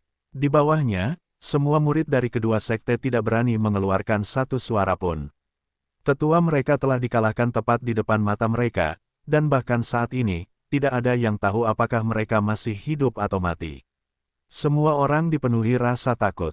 Para murid keluarga kerajaan bahkan lebih takut. Di dinasti, mereka tidak ada di bawah siapapun. Namun, kejadian hari ini akan meninggalkan bekas luka gelap di hati mereka selamanya. Lin Fan berjalan di depan Teng Long. Tatapan matanya yang dingin membuat Teng Long gelisah. Seolah-olah dia dicekik oleh seseorang dan terengah-engah. Apa yang kamu inginkan? Di wajah Teng Long yang perkasa dan sombong itu terselip jejak ketakutan. Apa yang kamu katakan sebelumnya? Lin Fan bertanya dengan tenang. Setan langit tanpa wajah di belakang Lin Fan terus-menerus menggeram dengan wajah jahatnya, seperti setan dari neraka. Teng Long menelan ludahnya. Meskipun dia baru berusia 12-13 tahun, kecerdasannya lebih matang daripada kebanyakan orang. Dia adalah seorang jenius di dinasti Qin Shen, dan dia akan menjadi seorang jenius tidak peduli sekte mana yang dia masuki. Fakta itu tidak dapat disangkal. Di bawah sanjungan dari semua orang, dia telah lama meninggalkan segala bentuk penghargaan terhadap orang banyak. Bagi Teng Long, bahkan ayahnya atau sekte manapun yang akan dia masuki hanyalah batu loncatan. Dibandingkan dengannya, tidak ada dari mereka yang berada di level yang sama. Dia memiliki ambisi yang besar dan luhur untuk dirinya sendiri. Namun, membayangkan bahwa dia akan dipandang dengan mata seperti itu oleh pria di hadapannya, membuatnya mempertanyakan harga dirinya. Ini adalah sesuatu yang tidak dapat ditoleransi oleh Teng Long. Namun, dalam menghadapi semua ini, Teng Long hanya bisa menggertakkan giginya dengan kasar. Tidak ada jalan baginya untuk melepaskan kemarahan yang dideritanya. Hari ini, kamu adalah semut di depan mataku. Apa lagi yang harus kamu katakan? Lin Fan bertanya dengan dingin. Mendengar ini, Teng Long benar-benar marah. Tanpa ragu, dia menatap Lin Fan dengan wajah mungilnya, kamu lebih tua dariku. Jadi, kamu memiliki basis kultivasi yang lebih tinggi dariku. Aku mengakui itu, tetapi jika kamu berani memberiku beberapa tahun untuk tumbuh, aku akan memastikan untuk menghancurkanmu dengan tanganku sendiri dan berharap kamu tidak pernah lahir. Mendengar ini, Lin Fan tersenyum. Banyak sekali skenario yang muncul dalam benaknya.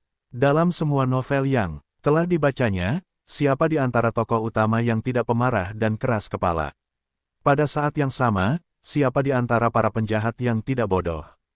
Tidak peduli seberapa kejamnya mereka akan tetap memandang orang banyak dengan jijik, meremehkan mereka, dan mempercayai kata-kata seperti ini dari para tokoh utama. Beberapa tahun, hanya beberapa tahun, aku akan mengabulkannya untukmu. Tetapi setelah beberapa tahun itu, semua penjahat pasti akan dihancurkan dengan parah oleh lonjakan kekuatan tokoh utama yang tiba-tiba. Begitulah semua cerita itu terjadi. Meskipun Lin Fan menolak untuk melihat dirinya sebagai penjahat, adegan yang terjadi di hadapannya tampak tidak tepat. Apakah penduduk desa itu semut di matamu? Lin Fan bertanya sekali lagi. Teng Long terdiam. Dia tampak seperti sedang merencanakan sesuatu. Dia kemudian tertawa terbahak-bahak. Semut adalah semut. Tidak peduli bagaimana kamu mengatakannya, mereka tidak akan pernah bisa membuka lembaran baru. Karena itu, membunuh hanyalah membunuh. Apakah kamu takut akan masa depanmu sendiri saat ini? Kamu takut, kan, bahwa dalam beberapa tahun ke depan, aku akan melampauimu dan menghancurkanmu dengan kejam. Teng Long tidak hanya menghabiskan waktunya untuk mengembangkan seni bela dirinya, dia juga menghabiskan banyak waktu untuk mempelajari manipulasi hati manusia. Pria di hadapannya ini terlalu kuat, begitu kuatnya sehingga bahkan ayahnya atau kedua tetua bukanlah tandingannya. Namun, bukan itu yang dipikirkan Teng Long. Dia tahu bahwa semakin kuat seseorang, semakin aneh kepribadian mereka. Dia tahu bahwa bagi pria ini untuk datang ke sini untuk membalas dendam atas beberapa semut desa, dia pasti orang yang baik hati. Di mata orang lain, dia hanyalah seorang anak berusia 12-13 tahun. Hanya seorang anak kecil. Berdasarkan kepribadian pihak lain, dia mungkin tidak akan melawannya habis-habisan. Bagaimanapun, membunuh seorang anak adalah hal yang sama sekali tidak dapat ditoleransi. Dengan mempertahankan kepribadiannya, dia mengucapkan kata-kata ini tanpa rasa takut atau khawatir. Mungkin pihak lain bahkan mungkin merasakan sesuatu terhadapnya dan menerimanya sebagai murid dengan pikiran untuk membawanya ke jalan kebenaran. Terlebih lagi, pria ini tampak sangat kuat. Terutama benda iblis yang melayang di belakangnya, jika Teng Long dapat mempelajarinya sendiri, maka dia pasti akan sangat kuat. Dia akan menanggung momen penghinaan ini demi kesempatannya untuk menyerang. Teng Long memahami dengan keyakinan 100% bahwa pria di hadapannya tidak akan melakukan hal yang tidak diinginkan kepadanya. Bahkan, ia bahkan memperkirakan peluang dirinya untuk diterima sebagai murid dengan sikapnya yang pantang menyerah sebesar 70%. Setiap momen ini merupakan momen kesempatan bagi Teng Long. Satu-satunya alasan mengapa ia ingin bergabung dengan sekte adalah untuk membuat dirinya lebih kuat. Ia akan menjadi begitu kuat suatu hari nanti sehingga ia dapat dengan mudah mendominasi massa yang lemah. Dilihat dari penampilannya, pria ini jauh lebih kuat daripada sekte manapun. Jadi mengapa tidak mengambil kesempatan untuk mengikutinya jika ia bisa? Setelah ia mempelajari semua hal tentang pria ini dan membuat dirinya lebih kuat darinya, ia kemudian akan membunuh pria ini dengan keahliannya sendiri. Bukankah itu penghinaan yang terbaik? Mulut Lin Fan berkedut saat ia tersenyum sekali lagi. Melihat pihak lain tersenyum, Teng Long diliputi kegembiraan di dalam hatinya. 3 tahun, hanya 3 tahun dan aku akan mencarimu untuk menghancurkanmu. Beranikah kau? Teng Long menatap Lin Fan tanpa sedikit pun rasa takut. Di wajah itu bahkan ada ekspresi sombong. Dia hanya menunggu kalimat tunggal dari Lin Fan, apa 3 tahun bagiku? 10 tahun, 100 tahun, baiklah. Yuh, Truly akan tetap di sisiku dan melihatmu berjuang sia-sia. Itulah satu kalimat yang ditunggu Teng Long. Selama pria ini bersedia mengatakannya, Teng Long bersumpah kepada para dewa bahwa kematiannya tidak akan terlalu jauh. Dengan potensinya sendiri, dia yakin bahwa dia bisa mempelajari semua hal tentang pria ini dalam 3 tahun itu. Tidak hanya itu, dia bahkan akan melatih basis kultivasinya secara diam-diam dalam kegelapan dan akhirnya membunuh pria ini. Tapi apa yang terjadi setelahnya bukanlah sesuatu yang diharapkan Teng Long. Kilatan yang menyilaukan, Lin Fan menyerang dengan telapak tangannya. Tidal push dilepaskan, saat 13 lipatan kekuatan meledak keluar dari dalam. Bam! Tubuh kecil Teng Long terbang melintasi ring dan mendarat di ujung lainnya.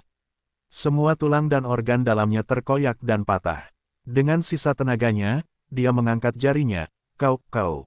Dan kemudian, dia menghembuskan nafas terakhirnya. Lin Fan tertawa dingin dan menatapnya. 3 tahun. Berapa banyak orang yang akan mati dalam 3 tahun ini dia masih hidup. Meskipun Lin Fan tidak menikmati pembantaian massal ini, tidak mungkin dia akan meninggalkan perangkap ini untuk dirinya sendiri, terutama perangkap yang potensinya cukup bagus. Dengan sistem ini, Lin Fan tahu bahwa dia tak tertandingi. Tetapi bahkan saat itu, membiarkan segerombolan lalat berdengung di sekitarnya untuk dihadapi adalah hal yang merepotkan. Ah! Massa berteriak dengan berisik. Melihat pemandangan di depan mereka, semua murid keluarga kerajaan berlarian ke segala arah seolah-olah mereka baru saja melihat hantu. Lin Fan tidak terganggu oleh ini. Namun, saat itu, Lin Fan mengerutkan kening. Di kedalaman istana, aura meletus keluar. Lin Fan bisa merasakan tekanan dari aura ini menekannya. Terlalu banyak. Suara pelan itu menembus telinga Lin Fan dengan tenang. Namun, suara lembut dan ramah ini seperti guntur di telinga Lin Fan, menyebabkan gendang telinganya bergetar menyakitkan. Warna langit yang damai berubah. Petir ungu raksasa menyambar dari surga ke kedalaman istana. Mati. Bab 229, Wonton Lesat. Penerjemah, Lam Editor, Hites.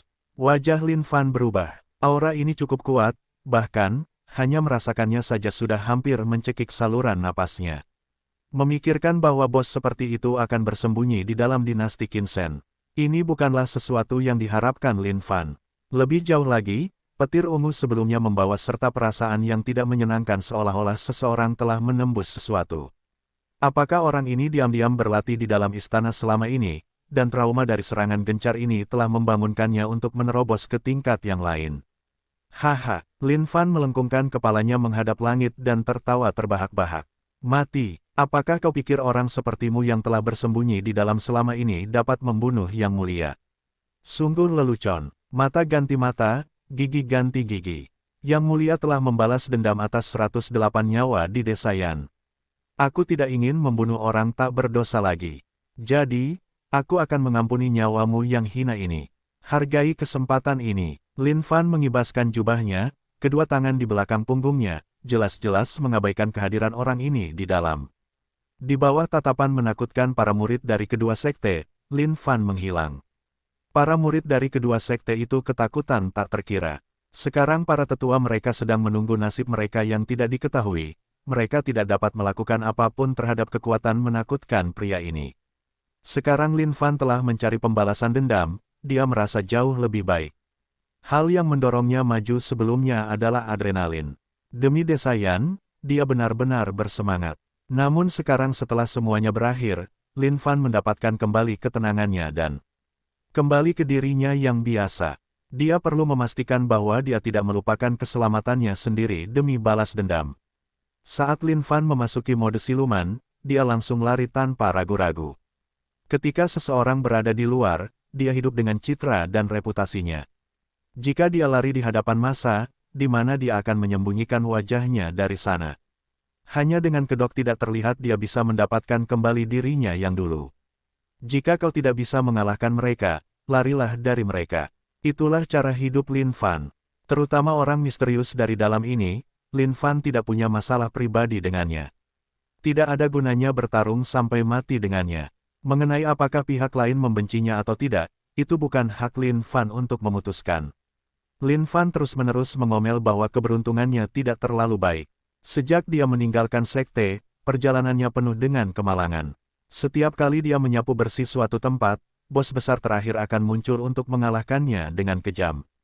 Ini bukan hal yang baik bagi pria seperti Lin Fan yang satu-satunya keinginannya adalah melakukan tindakan omong kosong pamungkas. Namun, ini semua adalah masalah kekuatan. Jika dia mencapai kondisi tak terkalahkan, siapa yang masih berani bersikap sombong di depannya? Di dalam ruang rahasia di dinasti Qinsen, seorang pria parubaya memancarkan aura yang menakutkan. Setelah petir menyambar, dia dikelilingi oleh garis-garis kisi energi di sekujur tubuhnya. Ini adalah tanda seseorang telah menembus level surgawi yang lebih besar, mampu memahami kekuatan garis-garis kisi energi. Dia dapat memanfaatkannya, mencapai kondisi makhluk berkekuatan tertinggi. Garis-garis kisi energi itu seperti ular yang lincah, melingkari tubuh pria ini saat dia mengangkat tinjunya, mencengkeram udara. Dua sosok gelap muncul dari bayang-bayang di hadapan pria itu. Salah satunya adalah Teng Long yang dibunuh oleh Lin Fan, sementara yang lainnya adalah Kaisar Qin yang berpura-pura mati sebelumnya. Anakku, Long, pria parubaya itu menatap mayat yang tergeletak diam di tanah saat kesedihan melintas di matanya yang patah hati. Dia kemudian menatap Kaisar Qin dengan marah. Tiba-tiba, Kaisar Qin yang berpura-pura mati, berlutut di tanah dan bersujud dengan marah. Kaisar Qin, tolong maafkan aku.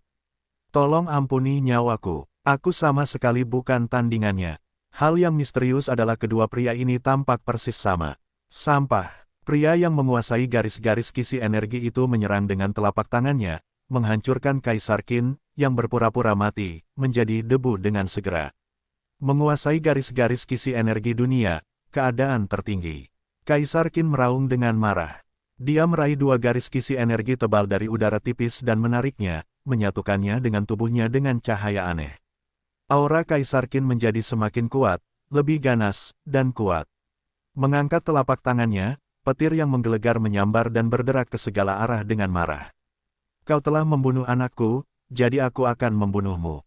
Penuh dengan niat membunuh, Kaisar Qin merobek udara di hadapannya seperti selembar kertas, lalu berjalan ke dalam kehampaan yang telah diciptakannya dan menghilang. Ruangan rahasia itu sunyi. Tubuh Teng Long terbaring di sana dengan tenang dan sunyi. Saat itu, udara bergetar seperti riak air, bergetar lembut. Jari kerangka putih giok terentang dari dalam kehampaan.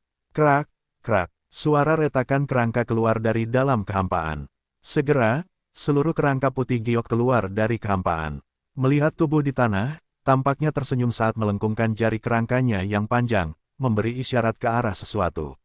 Tubuh Teng Long mulai bergetar hebat. Tiba-tiba, kerangka yang dipenuhi darah muncul dari dalam tubuhnya.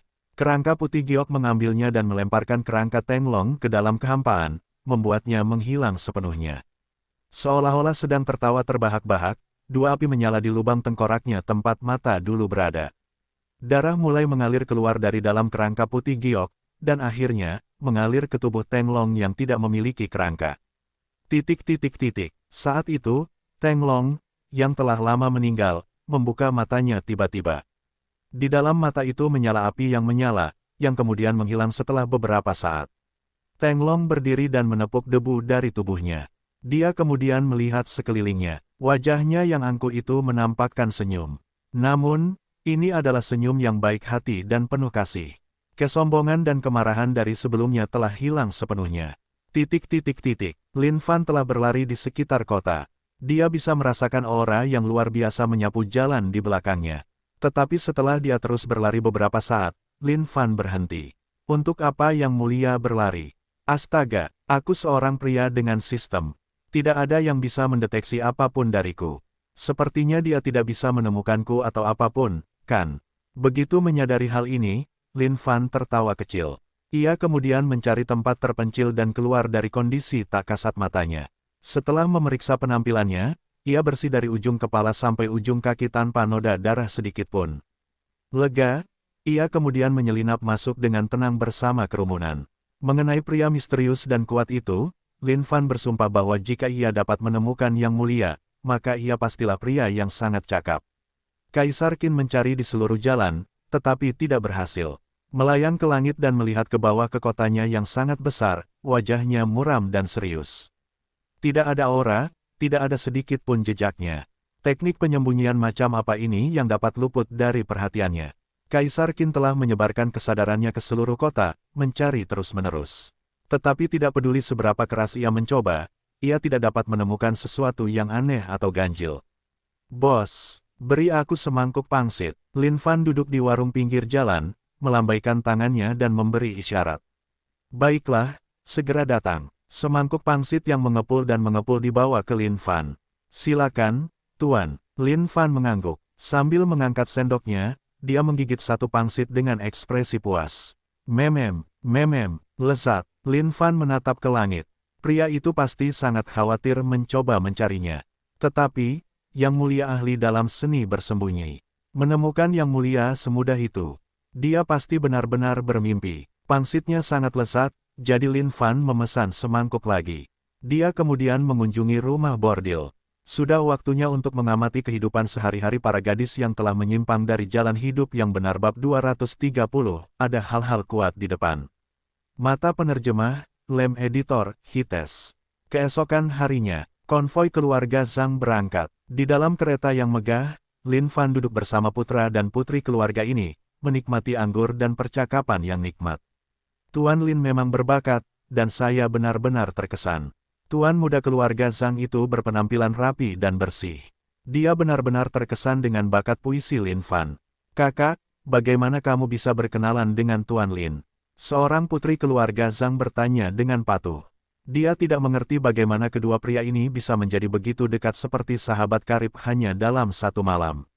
Ini rahasia, rahasia. Tuan muda keluarga Zhang tertawa pelan sambil menggelengkan kepalanya. Lin Fan juga tertawa pelan. Setelah berkeliling kota tanpa tujuan kemarin, dia memutuskan untuk mengunjungi rumah bordil karena bosan. Di dalam rumah bordil, Lin Fan bertemu dengan seorang pria yang benar-benar memamerkan bakat. Puisinya dengan harapan bisa menukarnya dengan tawa dan perhatian para wanita. Kata-kata indah yang keluar dari mulutnya membuat Lin Fan tercengang. Sikap angkuh itu juga disetujui oleh Lin Fan. Menyisir rambutnya ke belakang dengan ekspresi tegas di wajahnya, Lin Fan merasa perlu untuk menyamai pria ini. Dengan ekspresi sedih di wajahnya, Lin Fan mengangkat gelasnya, memperlihatkan aura kesepian dan kesunyian. Berpikir dalam hatinya, puisi yang indah ini kemudian akan muncul untuk pertama kalinya di dinasti Qin Shen dan meninggalkan akarnya di sana selamanya. Melangkah 3 langkah ke depan, keanggunan Lin Fan menyapu seluruh rumah bordil. Semua wanita dan pria di dalamnya terinfeksi oleh melankolis indah Lin Fan. Bintang kecil yang berkelap-kelip. Betapa aku bertanya-tanya, apa dirimu? Di atas dunia, begitu tinggi. Seperti berlian, di langit. Lin Fan tidak suka belajar banyak ketika dia masih muda. Jadi, dia hanya tahu sedikit sajak dan semacamnya. Di mata Lin Fan, itu adalah sajak yang sangat romantis dan emosional sehingga dia bahkan bisa menganggapnya sebagai puisi.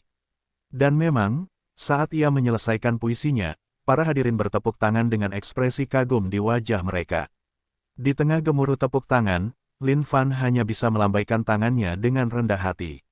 Sebagai seorang terpelajar, tujuannya adalah keindahan bahasa. Dengan mengingat hal ini, ia menghadiahkan mereka dengan permata lainnya. Petualangan Humpty Dumpty. Humpty Dumpty kembali membuat heboh. Para wanita di rumah bordil itu begitu terpesona oleh Lin Fan sehingga mereka semua mengedipkan mata padanya dengan licik, mengirimkan dewa asmara ke arahnya. Namun bagi pria rendah hati seperti Lin Fan yang tidak mendambakan dan bernafsu pada ketenaran dan kekayaan, semua itu adalah pencapaian kecil yang tidak layak disebut. Meskipun tuan muda keluarga Zhang kehilangan pusat perhatiannya, dia tidak marah atau frustrasi, dan berbicara kepada Lin Fan dengan sopan. Sambil melirik tuan muda Zhang, Lin Fan dapat melihat bahwa dia juga memiliki kekurangan yang tak terkatakan. Dia kemudian mengeluarkan bigra untuk pemuda itu. Dan dengan satu kalimat, dia membuka jalan menuju hati tuan muda Zhang. 100 gadis dalam semalam bukanlah masalah dengan pil ini. Dan dengan itu, Lin Fan telah mengamankan posisinya di hati tuan muda Zhang saat dia tunduk pada kesopanannya, memperlakukannya dengan keramahan yang hangat seperti sahabat karib. Dan hari ini, keluarga Zhang sedang menuju rumah lama mereka yang berjarak 100 mil untuk menyapu makam. Lin Fan hanya ikut saja demi kenyamanan. Lagi pula, akan sangat disayangkan jika tidak ikut naik kereta megah ini. Biarlah, aku tidak penasaran. Putri keluarga Zhang menatap Lin Fan. Dia tersipu karena tatapannya menunjukkan ketertarikan terhadap pria ini. Namun, tatapan ketertarikan itu membuat hati Lin Fan berdebar-debar seperti roh pendendam yang menghantui hidupnya. Bagi Lin Fan, kondisi mentalnya telah lama dipupuk hingga ke titik tertinggi di dunia ini. Setiap makhluk hidup di dunia ini pada akhirnya akan kembali ke tanah sebagai bumi setelah kematian mereka. Bagi seorang pemuda seusianya, mampu memahami kebijaksanaan dan pencerahan seperti itu adalah contoh betapa jeniusnya dia. Oleh karena itu, tidak peduli seperti apa penampilan gadis ini, tidak mungkin dia bisa menembus hatinya yang teguh dan teguh. Dan tentu saja, poin utama yang paling penting adalah bahwa putri keluarga Zhang ini terlalu jelek. Ya ampun, dia bisa saja bertarung dengan Zhang Ergou di depan wajah mereka. Namun, raut wajah wanita muda ini membuat Lin Fan teringat kembali pada Zhang Ergou di sekte, dan dia bertanya-tanya bagaimana keadaan murid-muridnya. Bahkan, dia merindukan mereka. Lin Fan membuka tirai jendela dan melihat keluar. Saat mereka melewati gerbang kota, dia melihat seorang prajurit memegang setumpuk poster buronan dan memasangnya. Melihat gambar di poster itu, Lin Fan terkekeh. Orang macam apa yang terlihat begitu jelek dan mengerikan seperti hantu. Namun setelah diamati lebih dekat, ciri-ciri pria itu, entah bagaimana mirip dengan yang mulia, bukan? Puluhan mil jauhnya, saudara Zhang, disinilah kita akan berpisah. Lin Fan melambaikan tangannya kepada tuan muda keluarga Zhang. Saudara Lin, apakah kita punya kesempatan untuk bertemu sekali lagi? Tuan muda keluarga Zhang berkata dengan penuh harap. Sulit untuk menemukan seseorang yang dapat dengan mudah diajaknya berteman di dunia ini. Bisa langsung akrab, rasanya seperti mereka sudah saling kenal sejak lama. Lin Fan tertawa. Dia yakin bahwa dia mungkin tidak akan pernah bertemu pria ini lagi. Bagaimanapun, mereka berasal dari dunia yang berbeda. Lebih baik mereka tidak sering bertemu. Jika takdir mengizinkan, temanku. Selamat tinggal. Lin Fan berbalik untuk pergi. Meskipun dia baru mengenal pria ini selama 1 malam, dia juga bisa merasakan persahabatan bertahun-tahun berkembang dengan orang ini. Saudara Lin, tuan muda keluarga Zhang menatap Lin Fan, mengulangi kata-kata terakhir Lin Fan dengan pelan. Di matanya, setetes air mata terlihat terbentuk dari kedua sisinya. Oh, benar, saudara Zhang. Kamu bisa mendapatkan hadiah kecil ini di sini. Aku akan mengunjungimu suatu hari nanti. Lin Fan tertawa sambil melemparkan sepotong kecil batu giok yang telah dibuatnya sendiri kepada lelaki itu. Jaga dirimu, saudara Lin. Tuan muda Zhang melambaikan tangannya sambil menggenggam erat liontin batu giok itu, bertekad untuk menjaganya dengan baik. Pertemuan berikutnya setelah perpisahan sederhana ini mungkin akan terjadi 30 tahun kemudian. Lin Fan telah membalas dendam atas desa Yan. Mengenai peta harta karun 7 orang suci, Lin Fan sangat marah dengan orang-orang ini. Di dunia ini, Yang Mulia seharusnya menjadi satu-satunya yang berkomplot melawan orang lain. Tidak disangka orang-orang ini berani berkomplot melawan Yang Mulia. Jika bukan karena sistem, Lin Fan mungkin benar-benar telah dihabisi oleh orang-orang ini. Surga yang menjijikkan, pil ilahi yang mengubah hidup pantatku. Omong kosong. Lin Fan melihat anjing hitam di dalam karung penyimpanannya dan mengeluarkannya, mengikatnya. Saat anjing hitam itu dilepaskan, ia menggonggong dengan marah. Namun yang membuat Lin Fan tertawa adalah kenyataan bahwa setelah mengonsumsi pil dewa, bulu anjing itu berubah menjadi sangat licin dan berkilau. Seekor anjing dengan potensi yang tak tertandingi. Sungguh, jenis anjing yang langka di dunia ini. Dasar anjing, aku tahu kau bisa mendengar Yang Mulia. Namun jangan khawatir, Yang Mulia pasti akan mempersiapkanmu menjadi orang suci di antara anjing. Bagaimana dengan 7 orang suci? Yakinlah, kalian semua akan menjadi 7 orang suci anjing di bawah Yang Mulia mulai sekarang. Aku akan mencari tahu lokasi kalian yang lain dan mengambil semuanya satu persatu. Kita akan lihat apakah kalian lebih licik daripada Yang Mulia. Di tengah hutan, pemandangan Lin Fan berbicara dengan seekor anjing sungguh menggelikan dan tidak dapat dipercaya. Gok, gok, tatapan anjing hitam itu brutal, dan tidak sabar untuk menggigit Lin Fan. Namun dengan kibasan lembut jubahnya, Lin Fan melemparkan anjing itu kembali ke dalam karung penyimpanannya dan berbaring dengan tenang. Lin Fan kemudian membiarkan Ciki keluar. Dia pasti bosan di dalam karung penyimpanan, karena saat dia dilepaskan keluar, dia merentangkan sayapnya dan berjalan berputar-putar di sekitar Lin Fan, sambil berteriak keras. Kak, kepalamu, cepat, kita akan bergerak. Ciki melebarkan sayapnya dan mencoba mengepakkannya untuk terbang, tetapi apapun yang terjadi, dia tidak bisa terangkat dari tanah. Karena jengkel, dia melompat dan memegang bahu Lin Fan sekali lagi. Sungguh memalukan, seekor burung phoenix yang tidak bisa terbang. Aku ingin tahu siapa kamu, bukan burung phoenix atau ayam. Lin Fan melotot ke arahnya. Selain potensi besar yang dimilikinya, Lin Fan tidak dapat melihat hal lain yang istimewa tentangnya. Kako, kak sekali lagi dan aku akan memukulmu. Kak. Setelah terbang cukup lama, aura yang luar biasa menyapu, merobek langit. Lin Fan segera mendarat dan berjalan maju dengan hati-hati. Ada yang kuat di depan,